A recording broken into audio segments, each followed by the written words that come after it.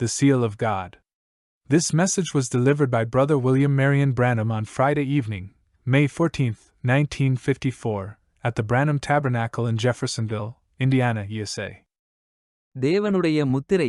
இந்தச் செய்தியானது சகோதரன் வில்லியம் மரியன் பிரானம் அவர்களால் மே மாதம் 14ஆம் தேதி 1954ஆம் வருடம் வெள்ளிக்கிழமை மாலையில் அமெரிக்கா, இந்தியானா, ஜெபர்சன்வில்லில் உள்ள பிரானம் கூடாரத்தில் அளிக்கப்பட்டது.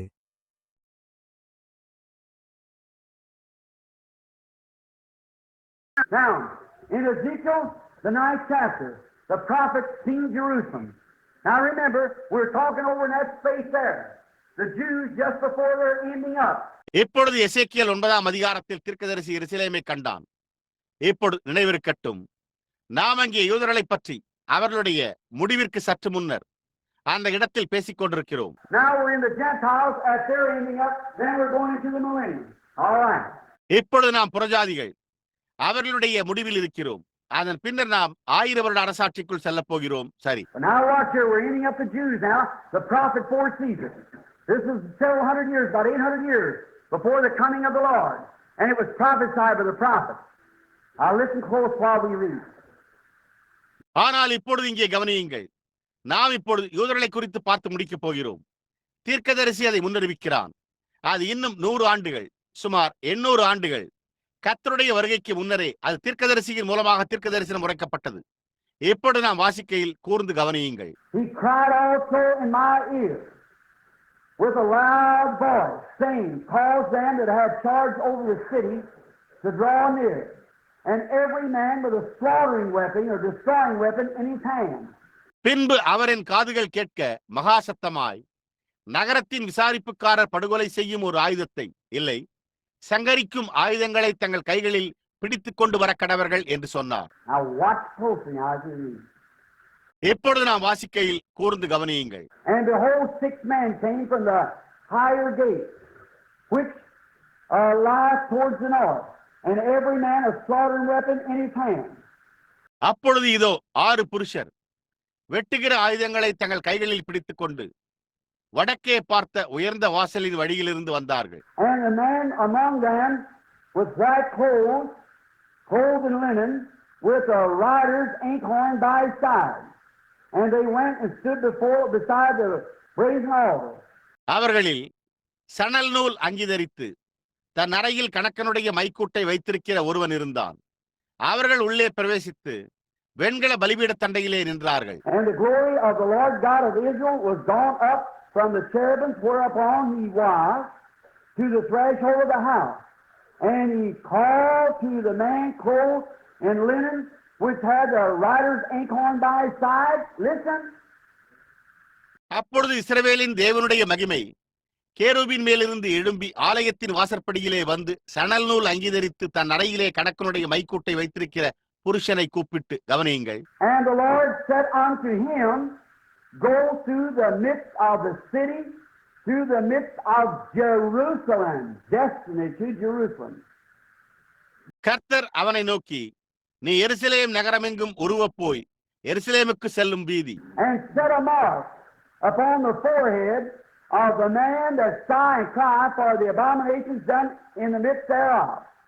அதற்குள்ளே செய்யப்படுகிற சகல அருவருப்புகளின் நிமித்தமும் பெருமூச்சு விட்டு அழுகிற மனுஷரின் நெற்றிகளில் அடையாளம் போடு என்றார். And then to the others he said in mine ear, go after them through the city and smite, and let not your eyes spare, neither have pity. பின்பு அவரின் காதுகள் கேட்க மற்றவர்களை நோக்கி, நீங்கள் இவன் பின்னாலே நகரமெங்கும் உருவப் போய் வெட்டுங்கள், உங்கள் கண் தப்பவிடாமலும் நீங்கள் இறங்காமலும். Slay utterly old and young, both maids, little children, and women, but come not nigh unto any upon which the mark. And he began at the sanctuary. முதியோரையும் வாலிபரையும் கன்னிகைகளையும் குழந்தைகளையும் ஸ்திரீகளையும் சங்கரித்துக் கொண்டு போடுங்கள், அடையாளம் போடப்பட்டிருக்கிற ஒருவனையும் கிட்டாதிருங்கள், என் பரிசுத்த ஸ்தலத்திலே துவங்குங்கள் என்று என் காதுகள் கேட்க சொன்னார். And beginning at the ancient of man which were before the house. அப்பொழுது அவர்கள் ஆலயத்துக்கு முன்னே இருந்த மூப்பரிடத்தில் துவக்கமணினார்கள். Now, watch the prophet in the spirit taken up in the glory. God said, I'm going to show you how I'm going to settle it with the Jews before coming to the Gentiles. இப்பொழுது தீர்க்கதரிசி ஆவிக்குள்ளாகிய மகிமைக்குள் எடுத்துக் கொள்ளப்படுவதை கவனியுங்கள்.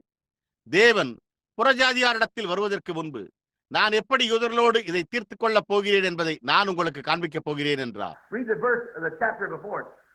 Now, when he come in there, he said, first he saw sin in the city like he never saw before. And he saw Jerusalem. வசனத்தை அல்லது அதற்கு முன் உள்ள அதிகாரத்தை வாசித்து பாருங்கள். இப்பொழுது அவன் அங்கு உள்ளே வந்தபோது அவன் நான் கண்டேன் என்றான். முதலாவதாக அவன் இதற்கு முன்பு ஒருபோதும் கண்டிராத பாவத்தை நகரத்தில் கண்டான். அவன் எருசலேமை கண்டான். Now remember, it was destiny only to the Jews, not the Gentiles, the Jews and their capital, Jerusalem. Just like last night we had a destination to the Protestants. Now, tonight is to the Jews.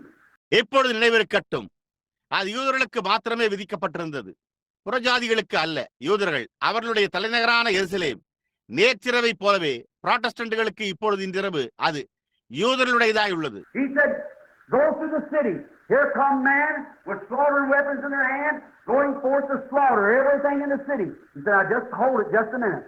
அவன் நகரத்தினூடாக செல் என்றான். இதோ புருஷர்கள் தங்களுடைய கரங்களில் சங்கரிக்கும் ஆயுதங்களுடன் நகரத்தில் உள்ள ஒவ்வொரு காரியத்தையும் சங்கரிக்க புறப்பட்டு செல்கிறார்கள். அதற்கு அவர் இப்பொழுது ஒரு நிமிடம் அப்படியே இரு என்றார். And out of there come a man dressed in white. Let's stop a minute. Dressed in white. Righteousness. Holiness.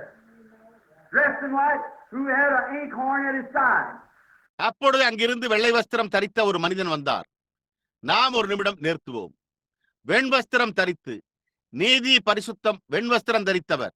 அவர் தமது பக்கவாட்டில் ஒரு மைக்கூட்டை வைத்திருந்தார். He said, go through the city first before they come and put a mark upon the forehead, a mark upon the forehead of every man, woman, boy, girl in the city. அவர்கள் வருவதற்கு முன் முதலில் நகரத்தின் வழியாக செல்லுங்கள். ஜனங்களின் பாவங்களின் நிமித்தமும் நகரத்தில் செய்யப்பட்ட அருவருப்புகளின் நிமித்தமும் பெருமூச்சு விட்டு கதறுகிற that sighs and cries for the abomination that's did in the city, for the sins of the people. Put a mark upon them. நகரத்தில் உள்ள ஒவ்வொரு புருஷன், ஸ்திரீ, பையன், பெண்ணின் நெற்றியில் ஒரு அடையாளத்தை போடு என்றார். அவர்கள் மேல் ஒரு அடையாளத்தை போடுங்கள். And then as he went to and marked, he returned back and said, it's done. அதன் பின்னர் அவர் சென்று அடையாளமிட்ட பிறகு அவர் திரும்பி வந்து அது முடிந்தது என்றார். Then he sent the man and said, go forth and don't you spare nothing, but you utterly slay everything that hasn't got that mark upon it. அதன் பின்னர் அவர் அந்த மனிதரை அனுப்பி புறப்பட்டு செல்லுங்கள், நீங்கள் எதையும் விட்டுவிடாதீர்கள், ஆனால் நீயோ அந்த அடையாளத்தை பெற்றிராத ஒவ்வொருவரையும் முற்றிலுமாக கொன்று போடு என்றார். Look here, brother. That marker was none other than the Holy Spirit. சகோதரனே, இங்கே பாருங்கள், அந்த அடையாளங்காட்டி வேறு யாரும் அல்ல, பரிசுத்த ஆவியானவரே. And notice, if he come to Jeffersonville tonight to the Branham Tabernacle or any other tabernacle in the city or any other church, who would he put a mark upon? கவனியுங்கள், அவர் இன்றிரவு ஜெஃபர்சன்வில்லில் உள்ள பிரணாம் கூடாரத்துக்கு வருவாரானால், அல்லது நகரத்தில் உள்ள வேறெந்த கூடாரத்திற்கு வருவாரானால், அல்லது வேறெந்த சபைக்கு வருவாரானால், அவர் யார் மீது ஒரு அடையாளத்தை போடுவார்? That were so sincere and honest before God that they wept and cried and prayed day and night for the sins of the city. தேவனுக்கு முன்பாக மிகவும் உத்தமமாகவும் நேர்மையாகவும் இருந்து அவர்கள் புலம்பி அழுது நகரத்தின் பாவத்திற்காக இரவும் பகலும் ஜெபித்தவர்களுக்கா? What would it do to the preachers that let their women get out here in bathing suits and stretch out in shorts and walk up and down the street and sing in the choir and paint up and act like Jezebels? பிரசங்கிமார்கள் தங்களுடைய பெண்களை நீச்சலுடையில் இங்கு வர அனுமதிப்பது அவர்களை என்ன செய்யும்? குட்டைக்கால் சட்டைகளை அணிந்து கொண்டு தெருக்களில் மேலும் கீழுமாக நடந்து செல்லுதல், பாடகர் குழுவில் பாடி வர்ணம் தீட்டி எசபேல்களைப் போல் செயல்படுகின்றனர். And women out there smoking and drinking and carrying on and gambling and everything else, and they act as if they was unconcerned about going to some big chicken dinner or party somewhere. அங்குள்ள புருஷர்கள் புகைப்பிடித்தல், மது அருந்துதல், சூதாடுதல் மற்றுமுள்ள ஒவ்வொரு காரியத்திலும் ஈடுபடுகின்றனரே, அவர்கள் அதை குறித்து கவலையற்றவர்கள் போல் நடந்து கொள்கின்றனர். ஒரு பெரிய கோடி விருந்துக்கு அல்லது எங்காவது ஒரு விருந்துக்கு செல்கிறார்கள். Stay home on Wednesday night to look at television instead of stand a prayer meeting in the summertime, close the church for the services. What would he feel புதன்கிழமை இரவுகளில் வீட்டிலேயே தங்கி ஜெபக்கூட்டத்தில் கலந்து கொள்வதற்கு பதிலாக தொலைக்காட்சியை பார்க்கிறார்கள். கோடை காலத்தில் ஆராதனைகளுக்காக சபையை மூடிவிடுகிறார்கள். அவர் எதை முத்திரையிடுவார்? What we need tonight is a lot of this here Hollywood evangelism choked down in a old-fashioned God-sent revival. Men and women who get out the altar, quickly shaking hands and holding up hands and sprinkling and baptizing face forward, backward. இன்றிரவு நமக்கு தேவை என்னவென்றால், இங்குள்ள இந்த Hollywood சுவிசேஷத்தை நெருக்கி போடுவதே. ஒரு பண்டைய நாகரீகம், தேவனால் அனுப்பப்பட்ட எழுப்புதல். பீடத்தண்டை வந்துள்ள புருஷர்களும் ஸ்திரீகளுமே கரங்களை குலுக்குவதையும் கரங்களை உயர்த்தி பிடிப்பதையும் அவர்களுக்கு தெளிப்பதையும் முகத்தை முன்னோக்கி பின்னோக்கியவாறு ஞானஸ்தானம் கொடுப்பதையும்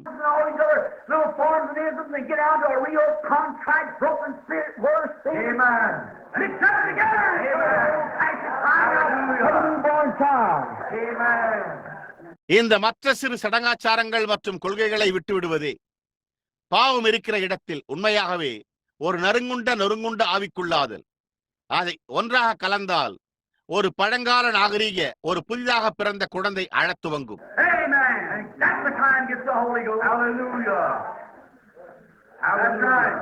ஆமென். அந்த விதமாகத்தான் பரிசுத்த ஆவியை பெற்றுக் கொள்கிறார்கள். அது உண்மை.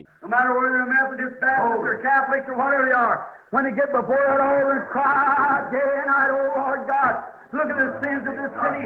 My heart can't rest. I can't rest, Lord. To see these things going away. Oh, God, do something. அவர்கள் மெத்தோடிஸ்ட், பாப்டிஸ்ட் அல்லது கத்தோலிக்கர் அல்லது அவர்கள் யாராய் இருந்தாலும் பரவாயில்லை. அவர்கள் அந்த பீடத்திற்கு முன்பாக வந்து இரவும் பகலும், ஓ தேவனாகிய கர்த்தாவே, இந்த நகரத்தின் பாவங்களை நோக்கி பாரும். என் இருதயம் இளைப்பாற முடியவில்லையே கர்த்தாவே. இந்த காரியங்கள் சம்பவிக்கிறதை கண்டு என்னால் இளைப்பாற முடியவில்லை. ஓ தேவனே, ஏதோ ஒரு காரியத்தை செய்யும். You're on the borderline of getting the Holy Ghost, then, brother. எங்களுக்கு ஒரு பண்டைய மாதிரியான எழுப்புதல் கூட்டத்தை அனுப்பும் என்று கதறுகின்றனர். அப்படியானால் நீங்கள் பரிசுத்த ஆவியை பெற்றுக்கொள்ளும் எல்லைக்கோட்டில் இருக்கிறீர்கள் சகோதரனே. But if you walk up there because you jumped up and down, because you danced with the music, or because you've done something else and walked around and blown up and unconcerned and pouting and fussing. ஆனால் நீங்கள் மேலும் கீழும் குதித்த காரணத்தால் அல்லது நீங்கள் இசையோடு நடனமாடிய காரணத்தால் அங்கு நடந்து சென்றால் அல்லது நீங்கள் வேறு ஏதோ காரியத்தை செய்த காரணத்தால் சத்தமிட்டு கவலைப்படாமல் கத்தினால் வம்பு செய்து கொண்டு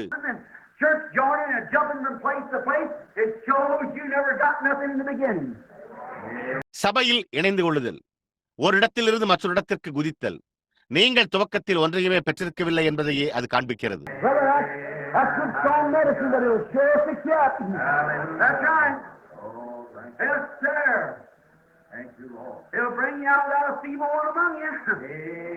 சகோதரனே, அது நல்ல வலிமையான மருந்து.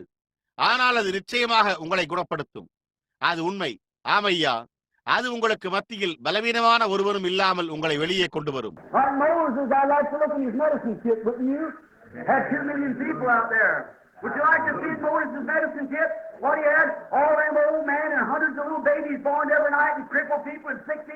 மோசேயை போல நான் அவருடைய மருந்து பெட்டியை பார்க்க விரும்புகிறேன்.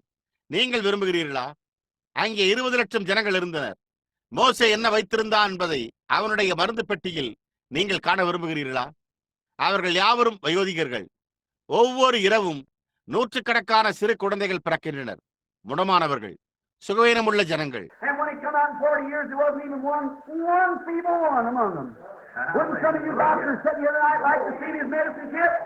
அவர் வெளியே வந்தபோது 40 வருடங்களில் அவர்களில் ஒரு பலவீனமானவன் கூட இருக்கவில்லை. இன்றிரவு இங்கு அமர்ந்துள்ள மருத்துவராகிய உங்களில் சிலர் அவனுடைய மருந்து பெட்டியில் பார்க்க விரும்ப மாட்டீர்களா?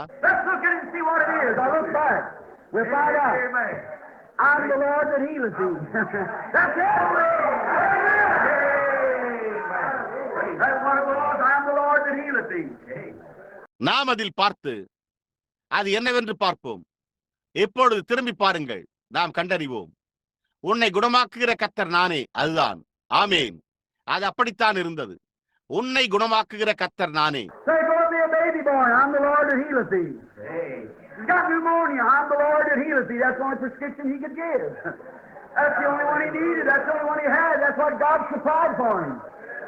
ஒரு குழந்தை பிறக்கப் போகிறது என்று கூறலாம். உன்னை குணமாக்குகிற கர்த்தர் நானே. அவனுக்கு சளிக்காய்ச்சல் உள்ளது. உன்னை குணமாக்குகிற கர்த்தர் நானே. அந்த மருந்து சீட்டை மாத்திரமே அவனால் கொடுக்க முடிந்தது. அந்த ஒன்று மாத்திரமே அவனுக்கு தேவையாய் இருந்தது. அந்த ஒன்றை மாத்திரமே அவன் வைத்திருந்தான். அதைத்தான் தேவன் அவனுக்காக அளித்தார். உண்மையாகவே இன்றைக்கு நாங்கள் அதில் விசுவாசம் கொண்டிருக்கவில்லை. இல்லை, அது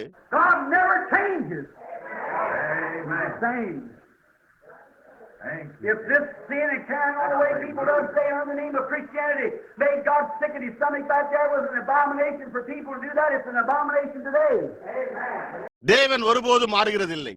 அவர் அதே விதமாக இருக்கிறார். இந்த ஆவி, இன்றைக்கு இந்த ஆவி இன்று மக்கள் தொடர்ந்து செய்கிற வழியில் கிறிஸ்தவ மார்க்கம் என்ற பெயரால் அங்கே தேவனை அவருடைய வயிற்றில் சுகவீனப்படுத்தினது. ஜனங்கள் அதை செய்வது ஒரு அருவருப்பாய் இருந்தது. அது இன்றைக்கு ஒரு அருவருப்பாய் உள்ளது.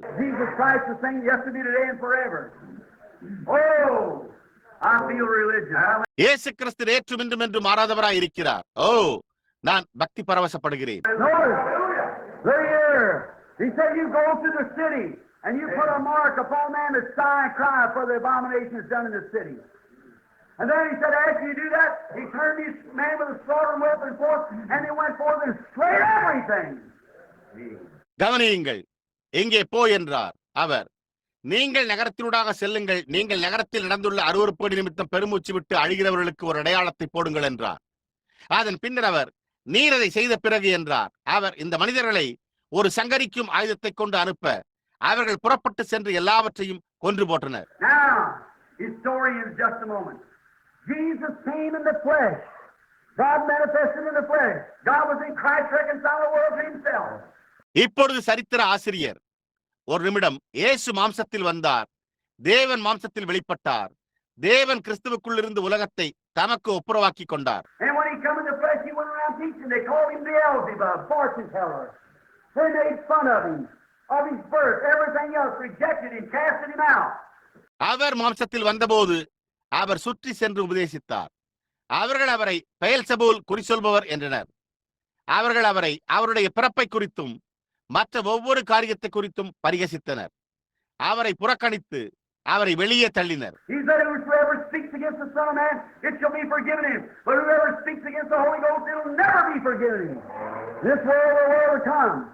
அவர், மனுஷகுமாரனுக்கு விரோதமாக பேசுகிறவன் எவனோ அது அவனுக்கு மன்னிக்கப்படும், பரிசுத்த ஆவிக்கு விரோதமாக பேசுகிறவன் எவனோ அது அவனுக்கு இம்மையிலும் மறுமையிலும் மன்னிக்கப்படாது என்றார். He called a few Jews together.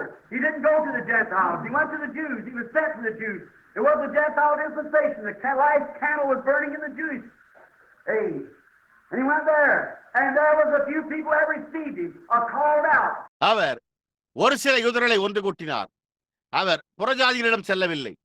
அவர் யூதர்களிடம் சென்றார். அவர் யூதர்களிடம் அனுப்பப்பட்டார். அது ஒரு புறஜாதி யுகம் அல்ல. யூத காலத்தில் கடைசி மெழுகுவர்த்தி எரிந்து கொண்டிருந்தது. அவர் அங்கு சென்றார். ஒரு சில ஜனங்கள் அவரை ஏற்றுக்கொண்டு வெளியே அழைக்கப்பட்டனர். Just as the Holy Ghost speaking out of Jesus Christ called it out then, so is the Holy Ghost speaking out of Jesus Christ calling out today. அது இன்றைக்கு அப்படியே உள்ளது. பரிசுத்த ஆவியானவர் இயேசு கிறிஸ்துவினிடத்திலிருந்து பேசி அப்பொழுது அவர்களை அழைத்தது போல அந்த விதமாகவே பரிசுத்த ஆவியானவர் இயேசு கிறிஸ்துவினிடத்திலிருந்து பேசி இன்றைக்கு கூப்பிடுகிறார். They watched him, you know, he was the king of prophets. They know whatever he was. What he spoke, God confirmed and said the truth. They know they had the truth. They know who they was believing. And they went ahead with Jesus. அவர்கள் இயற்கைக்கு மேம்பட்டதை விசுவாசித்தனர். அவர்கள் தங்களுடைய தலைவரை கவனித்தனர். அவர்கள் அவரை கவனித்தனர். அவர் தீர்க்கதரிசிகளின் ராஜா என்பதை அவர்கள் அறிந்திருந்தனர். அவர் யாராய் இருந்தார் என்பதை அவர்கள் அறிந்திருந்தனர். அவர் என்ன உரைத்தார், தேவனதை உறுதிப்படுத்தி அது சத்தியமாய் இருந்தது என்றும் கூறினார். அவர்கள் சத்தியத்தை உடையவர்களாய் இருந்தனர் என்பதை அவர்கள் அறிந்திருந்தனர். அவர்கள் யாரை விசுவாசித்துக் கொண்டிருந்தனர் என்பதை அவர்கள் அறிந்திருந்தனர். அவர்கள் இயேசுவோடு முன்னோக்கி சென்றனர். அப்பொழுது அவர்கள் அவரை சிலுவையில் அறைந்தனர். அவர், பிதாவே, இவர்களுக்கு மன்னியும், தாங்கள் செய்து கொண்டிருப்பது இன்னதென்று கூட அறியாதிருக்கிறார்கள் என்றார். There's a bunch of little weeping people crying. It's going on. And when the day of Pentecost fully comes, ஆனால் பெந்தேகோஸ்தே நாள் முழுமையாக வந்தபோது அங்கே ஒரு கூட்ட ஜனங்கள் அழுது கொண்டிருந்தனர். பெந்தேகோஸ்தே நாள் முழுமையாக வரும்போது suddenly there came a priest up the road with a torch box, communion box, and they got your tongue down, I'll drink the wine. What nonsense. Up the road come a Protestant preacher. திடீரென்று ஒரு குருவானவர் ஒரு kosher பெட்டியோடும் ராபோஜன பெட்டியோடும் உன்னுடைய நாவை நீட்டு, நான் அந்த திராட்சரசத்தை குடிப்பேன் என்று கூறினதை நீங்கள் கண்டீர்களா? என்ன முட்டாள்தனம்! அந்த சாலையில் ஒரு புராட்டஸ்டன்ட் பிரசங்கியார் வந்து, We'll take the right hand of fellowship and take 6 months of probation. Nonsense. I'll sprinkle you, baptize you, I'll take you this way, take you to church, get the right hand of fellowship. Nonsense. நாம் ஐக்கியத்தின் வலதுகரத்தை எடுத்துக்கொண்டு 6 மாத தடை உத்தரவு எடுத்துக்கொள்வோமா என்று கேட்டார். அர்த்தமற்றது. நான் உன்மேல் தெளிப்பேன், நான் உங்களுக்கு ஞானஸ்தானம் கொடுப்பேன், நான் உன்னை இந்த விதமாக அழைத்து செல்வேன், உன்னை சபைக்கு கொண்டு செல்வேன், ஐக்கியத்தின் வலதுகரத்தை கொடுப்பேன் என்று கூறுவீர்களா? அர்த்தமற்றது. But when the day of Pentecost had fully come, suddenly there came from heaven as a rushing mighty wind, and filled all the house where they were sitting.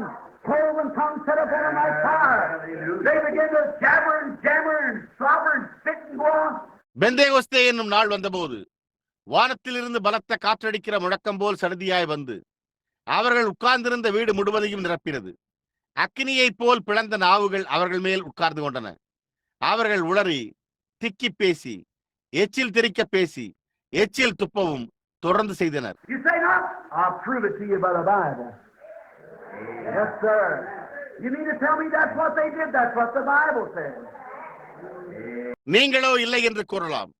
நான் அதை உங்களுக்கு வேதாகமத்தின் மூலம் நிரூபிப்பேன். ஆமையா, அவர்கள் அதைத்தான் செய்தார்கள் என்று நீங்கள் என்னிடம் கூறுகிறீர்களா? அதைத்தான் வேதம் கூறியுள்ளது. Did you know Isaiah prophesied? Let me read you a little something out of Isaiah here just a minute. Amen. Thank you. ஏசாயா தீர்க்கதரிசனம் உரைத்ததை நீங்கள் அறிவீர்களா? ஒரு நிமிடம், நான் இங்கே ஏசாயாவில் இருந்து ஒரு சிறு காரியத்தை உங்களுக்கு வாசிக்கட்டும். Isaiah, the 28th chapter, and beginning with the 8th verse. ஏசாயா 28ஆம் அதிகாரம் 8ஆம் வசனத்திலிருந்து துவங்குகிறது. All the tables are full of vomit, speaking to this day, and filthiness, so that there is no clean place. Brother, that wasn't the picture of the Jews? போஜன பீடங்கள் எல்லாம் வாந்தியினாலும் இந்த நாளை குறித்து பேசுகிறார். அசுத்தத்தினாலும் நிறைந்திருக்கிறது, சுத்தமான இடமில்லை. சகோதரனே, அது ஒரு யூதனுடைய காட்சியா இருக்கவில்லை என்றால், Whom shall he teach knowledge, and whom shall he make to understand doctrine? We're talking about doctrine tonight. They that are weaned from the milk, and they that are drawn from the breast. அவர் யாருக்கு அறிவை போதிப்பார், யாருக்கு உபதேசத்தை உணர்த்துவார்? நாம் இன்றிரவு உபதேசத்தை குறித்து பேசிக் கொண்டிருக்கிறோம். பால் மறந்தவர்களுக்கும் முலை மறக்கப்பட்டவர்களுக்கும். For precept must be upon precept, precept upon precept, line upon line, line upon line. That's the way the gospel comes. From Genesis to Revelation. கற்பனையின் மேல் கற்பனையும், கற்பனையின் மேல் கற்பனையும், பிரமாணத்தின் மேல் பிரமாணமும், பிரமாணத்தின் மேல் பிரமாணமும். அந்த விதமாகத்தான் சுவிசேஷம் ஆதியாகமத்திலிருந்து வெளிப்படுத்தின விசேஷம் வரையிலும் வருகிறது. For with stammered lips and with other tongues will I speak to this people. பரியாச உதடுகளினாலும் அந்நிய பாஷையினாலும் இந்த ஜனத்தோட பேசுவார். And this is the rest, the peace. Amen. That I said should come, and for all this they would not hear, but walked away wagging their heads. இதுவே இளைப்பாறுதல், வர வேண்டும் என்று நான் கூறின சமாதானம். இவை எல்லாவற்றின் நிமித்தமும் அவர்கள் கேட்க மனமில்லாமல் தங்களுடைய தலையை அசைத்துக் கொண்டு நடந்து சென்றனர். There you are.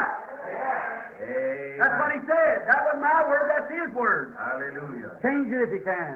It can never be changed. He said precept upon precept, line upon line.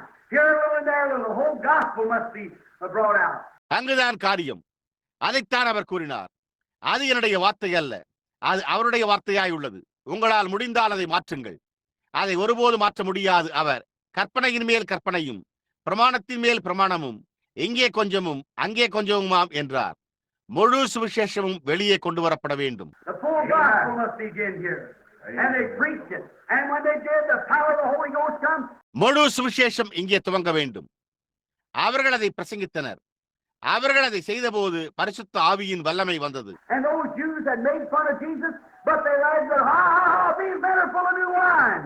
They sealed their eternal destination. Amen. அந்த யூதர்கள் இயேசுவை குறித்து கேலி செய்தனர். ஆனால் அவர்கள் நகைத்து, இந்த மனிதர்கள் மதுபானத்தினால் நிறைந்திருக்கிறார்கள் என்றனர். அவர்கள் தங்களுடைய நித்திய இலக்கை முத்திரையிட்டனர். They said, why is it that we can hear in our own tongue the wonderful works they're speaking? Well, these men are full of new wine. Oh, they mock and laugh.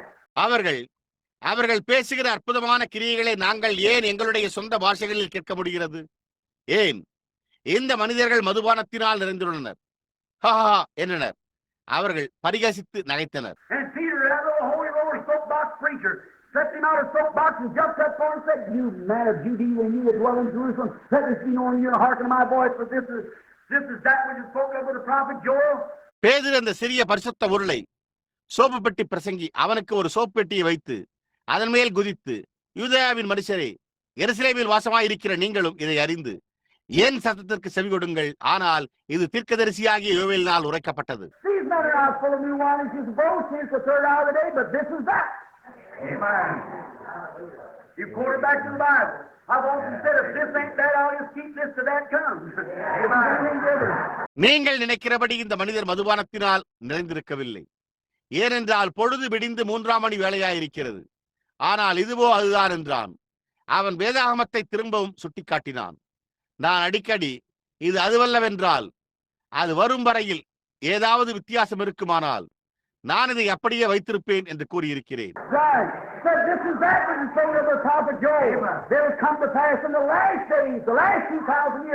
சரி, மேலும் இது தீர்க்கதரிசியாகிய யோவேலினால் உரைக்கப்பட்டது.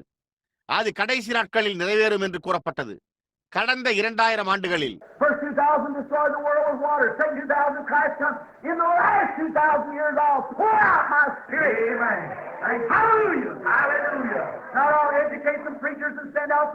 முதலாவதாக 2000 உலகம் தண்ணீரினால் அழிக்கப்பட்டது. 2000 கிறிஸ்து வந்தார். கடைசி 2000 ஆண்டுகளில் நான் என்னுடைய ஆவியை ஊற்றுவேன். அல்லேலூயா. நான் சில பிரசங்கிமார்களுக்கு கல்வி கற்பித்து சில குருமார்களை அனுப்புவேன் என்றல்ல.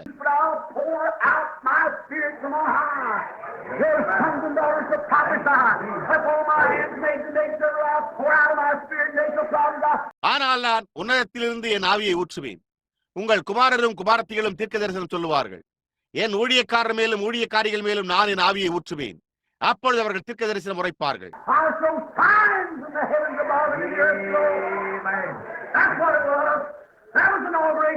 நான் மேலே வானத்திலும் கீழே பூமியிலும் அடையாளங்களை காண்பிப்பேன்.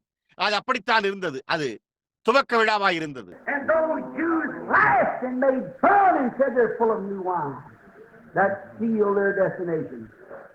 அப்பொழுது அந்த யூதர்கள் நகைத்து பரிகசித்து அவர்கள் மதுபானத்தினால் நிறைந்திருக்கிறார்கள் என்றனர்.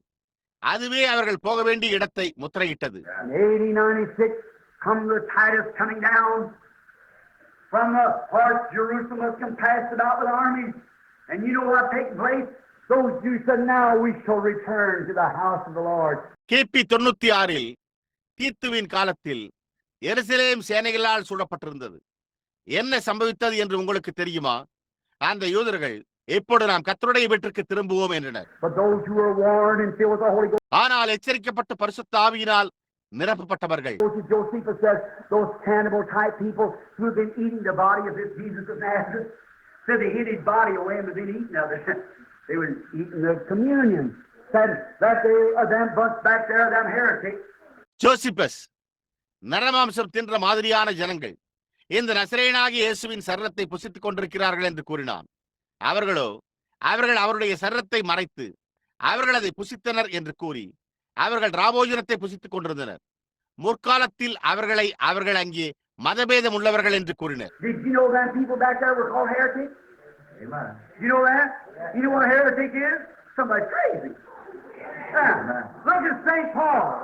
முற்காலத்தில் அந்த ஜனங்கள் மதபேதம் உள்ளவர்கள் என்று அழைக்கப்பட்டனர் என்பதை நீங்கள் அறிவீர்களா? அது உங்களுக்கு தெரியுமா? ஒரு மதவெறியர் என்றால் என்ன என்று உங்களுக்கு தெரியுமா? யாரோ பைத்தியம். ஆம், பரிசுத்த பவுலை பாருங்கள். You Baptists like to say St. Paul, oh, I believe him. You Catholics say, oh, St. Paul is kissed children in his feet away on the statues over there at Rome. St. Paul, yes, sir. எப்பொழுது ஜனங்களாகிய நீங்கள், பாப்டிஸ்ட்களாகிய நீங்கள், பரிசுத்த பவுல், ஓ, நான் அவனை விசுவாசிக்கிறேன் என்று கூற விரும்புகிறீர்கள். கத்தோலிக்கர்களாகிய நீங்கள், ஓ, பரிசுத்த பவுல் என்று கூறி 2 அல்லது 3 அடி தூரத்தில் உள்ள அவனுடைய சிலைகளை முத்தமிடுகிறீர்கள். அந்த சிலைகள் அங்கே ரோமாபுரியில் உள்ளன. பரிசுத்த பவுல், ஆமையா. Look what St. Paul said when he was before Agrippa. He said, in the way they call heresy, holy roller, that's the way I worship God. Amen. பரிசுத்த பவுல் அகிரிப்பாவுக்கு முன்பாக இருந்தபோது என்ன கூறினான் என்று பாருங்கள். அவர்கள் மதபேதம் என்று அழைக்கிற விதத்தில் பரிசுத்த உருளை அந்த விதமாகவே நான் தேவனை ஆராதிக்கிறேன் என்றான். ஆமேன்.